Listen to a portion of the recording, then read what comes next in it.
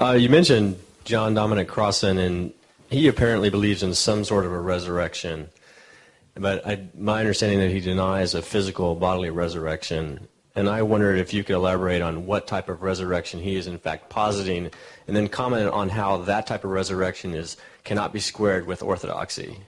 Thank you for the question. Can you hear me? Is this mic working? All right. Thank you for the question. I've dialogued personally with John Dominic Crossan on this, and our dialogue's been published in the form of a little book called Will the Real Jesus Please Stand Up? So if you would like to look at that further, I commend it to you. One of the frustrations that I have with modern theologians is the theological double talk that they engage in. My philosopher friends who are atheists are straight up with you. They don't believe in God. They say so. They don't believe in the resurrection of Jesus. They say it didn't happen. But modern theologians are disingenuous to the point of duplicity, I think. I know that's harsh, but I think it's true. They use these words, but so evacuate them of any meaning that, in fact, they don't really believe in the affirmations that they state. For example, you're absolutely right that Crossan will say things like, I believe in the resurrection of Jesus, and so forth. But he really doesn't. His view is that after the crucifixion, the body of Jesus was taken down, probably by the Roman soldiers, and simply thrown into a shallow dirt grave reserved for criminals, where it either rotted away or was dug up and eaten by wild dogs. And nothing happened to the corpse of Jesus in terms of it coming back to life or any such thing. For Crossan, the resurrection of Jesus means that the earliest disciples or Christian community, when they met together in worship, sensed the presence of Jesus with them. They sensed that somehow he was there in spirit. And they expressed this by saying, he is risen from the dead.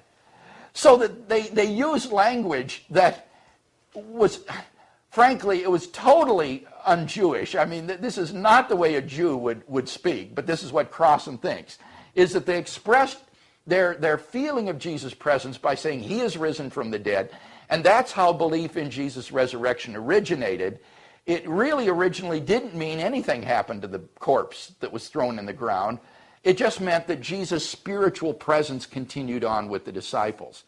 But Crossan himself doesn't believe in the resurrection of Jesus in any literal sense of the word or in any Jewish sense of the word. A Jew, as I indicated in the talk, would not say anything of that sort that these modern theologians say. They would say he didn't rise from the dead, but his memory continues on, or we remember Jesus or something, but not that he was raised from the dead. And the reason that Crossan doesn't believe in these events as events of history is because he rejects the possibility of miracles.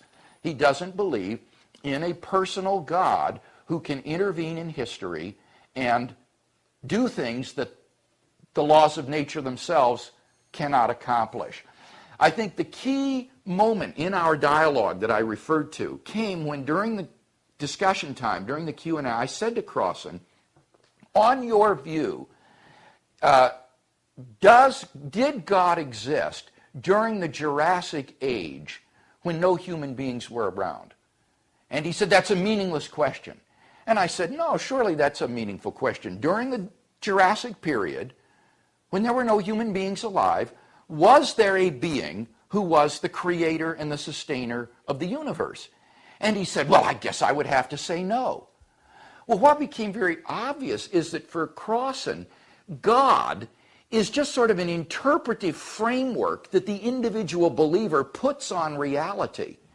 But there isn't any objective, mind-independent entity out there who is the creator and sustainer of the universe. He didn't exist when there were no human beings because he is an imaginative or interpretive construct of believers, the way they view reality and put it on the universe. So in fact, Crossan is an atheist.